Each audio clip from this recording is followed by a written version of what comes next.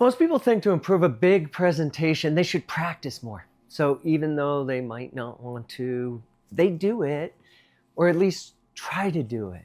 So it goes something like this. You find a private spot, you run through your slides, you practice the wording, and you expect to improve. But it often doesn't work, does it? We've all seen this, people practicing. We've all done this. We practice, but we don't necessarily get better, or at least not improve as much as it feels like we should. And then you start to think, what's the point? You may even go so far as to start thinking you don't actually need to practice because you've tried it. Instead of leading to improvement, you actually feel a little more self-conscious. You become more nervous instead of less. Practice starts to feel like it causes as many problems as it solves. What's going on here? Why is this? Why is practice not helping as much as we think it should? I've been coaching PhDs, postdocs, and professors for over 10 years. I've thought a lot about this question, and I want to share some of the things that I've learned. First of all, people are both right and wrong. Practice sometimes doesn't actually help, but it's not that practice can't help. It's just that people are making three critical mistakes. And if you make any of these mistakes, practice can do as much harm as good. And that's what we feel. So let's talk about each of them. The first one, when it feels like practice isn't increasing your confidence, in fact, it feels like it's doing just the opposite, there's a reason. It's not because practice couldn't help. It's simply that you weren't yet ready to practice. What you were doing wasn't actually practice. What you were doing was still content development. And what happened is, as you practice, you realized something didn't work, so you adjusted it. And then you realized something else didn't quite work, so you adjusted that as well. So you weren't actually practicing the delivery of your talk, you were still refining your talk. And if you were practicing the night before or the day before and you didn't have time to refine your talk, then it was making you more nervous, because what it was doing is the thing that you were calling practice was the thing that was making you realize your talk wasn't yet as good as you thought it was. And the practice that you were doing was revealing the flaws in your talk, and the revealing of the flaws in your talk was what was making you more nervous. So we need to be careful. We need to make sure that our talk is fully developed before we start practicing it. We need to make sure that our talk is solid, that we have confidence in what we're saying, and we have confidence that people will understand what we're saying. People will be able to understand our message.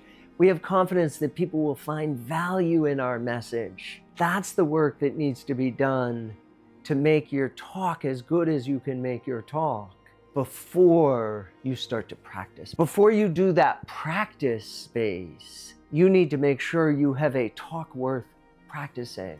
If it's a big event, this development space, the development of your talk should be done weeks and months, not days before the talk. So if you have a talk you want a week to practice, the talk needs to be done a week before you're going to deliver it. I know this is hard, it screws us up. We think we can keep tweaking a talk, but when you keep tweaking a talk, what you're telling your nervous system, what you're telling your own brain is that it's not ready yet. And it's only after you're done tweaking your talk that you can really benefit from practicing your talk. Set a time, set a date, ideally 7 to 10 days before your actual talk, that you're gonna say, okay, here's the talk I'm giving. Now I'm gonna do some practice. Now I'm gonna work on my delivery. And that's when your practice, when your work on your delivery can really make a big difference. That's when you can really benefit from practicing your talk, when your talk is no longer a moving target.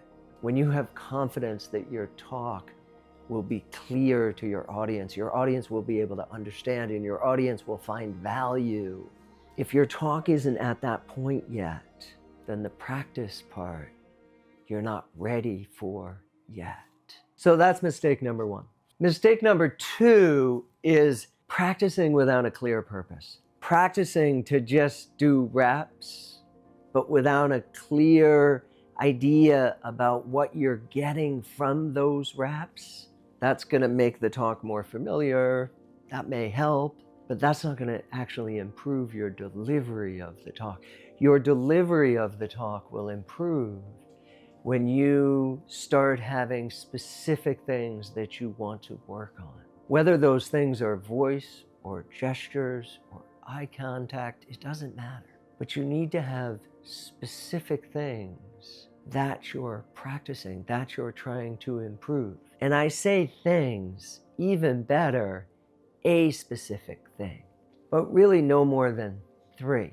I'll give you a quick example of how this works. So my daughter, when she was like 8, struggling with speaking anxiety, like what 8-year-old wouldn't? Who wants to go to the front of the class and speak in front of their peers? Or whether you're 18 or 28 or 38 or 48 or like me, almost 58, that anxiety of being judged by your peers never changes, right? But what she was struggling with specifically, one specific aspect, one specific manifestation of that anxiety was making eye contact. So we practiced eye contact. We didn't do it with a live audience. We didn't have 10 friends come over and practice eye contact, which you could. I didn't with her. It was easier than that. We actually just went up to her bedroom and we got a bunch of stuffies. She has a whole collection of stuffed animals and we put them around the living room. And then she came and she did her talk and she practiced making eye contact. Stuffies, she practiced looking up and looking at the audience. We finished one practice and I said, okay, who'd you make eye contact with? What do you mean, who'd I make eye contact? I don't remember, but I was looking at them all. Okay, let's do it again. I want you to be able to name who you made eye contact with. Do you want to decide before or after? She tells me, let's decide before. Okay, so we decided before. She picked 5 out and she made eye contact with them. And we just did this 3 or 4 times and she got used to looking at actual places, actual faces, actual eyeballs. Yes, they were inanimate stuffies, but it worked. It helped her start to overcome her speaking anxiety because it started to allow her to do one of the things that made her nervous. It started to let her practice one of the things that made her nervous, which was eye contact. So she did that. 2 years later, wasn't immediate, 2 years later, she won one of the storytelling awards in her school. Now she loves speaking. She wants to be in the theater. She has a choice in art, like she has music, art, theater. She was choosing theater next year.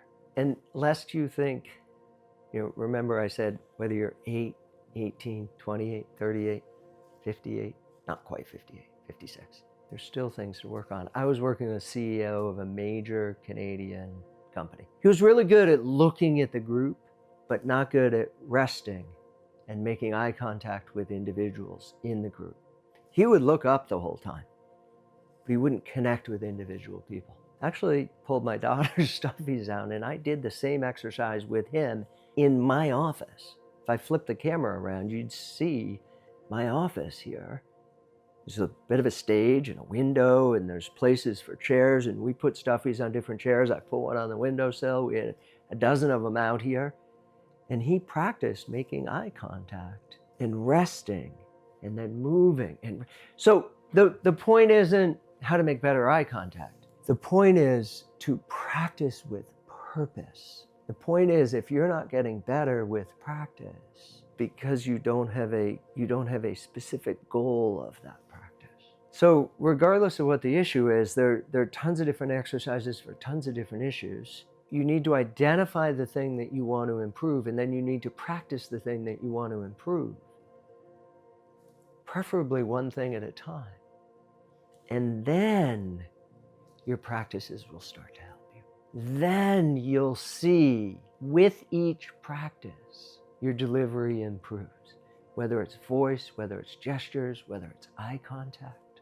We improve through practice, but only when the practice has a purpose. Lesson number 3, how come sometimes when we practice and then we go and we do it, the practice doesn't stick? We did it in practice, but then we do it at the event and everything falls apart. especially the opening, especially the first 30, 45 seconds. Eventually we get in a rhythm and we find ourselves, and then we're okay. But that opening 30, that opening 45 seconds, that opening minute, it didn't work the way it was supposed to work. And there's a trick here too.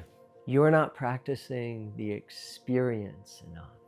So you need to think about practicing the experience. You need to think about what the experience is going to be like, not from when you start, but backtrack 5 minutes, 10 minutes, 15 minutes, 20 minutes before you start, and build a routine and practice the routine that brings you to the starting point and through it all the way to the end of your talk.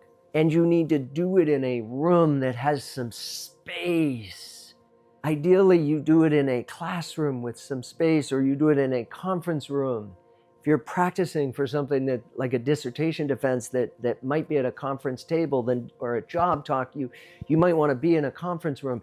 If you're practicing for something where you're going to be in front of rows of people, then get to an empty classroom space, do it with rows of people. Practice the experience. Build a warm-up routine. Build a pre-talk routine that you can practice. Everything from listening to someone introduce you, to pretending to walk up on a stage, to listening to people clap before you start, to starting as people finish clapping. Actually, after the moment of silence that happens, as they see you're ready to start, stop clapping, allow them to wait, and then start. These are the subtleties, right? These are the subtleties of how we get better at connecting with our audience, and how we get better at taking the space that we deserve, that we've earned.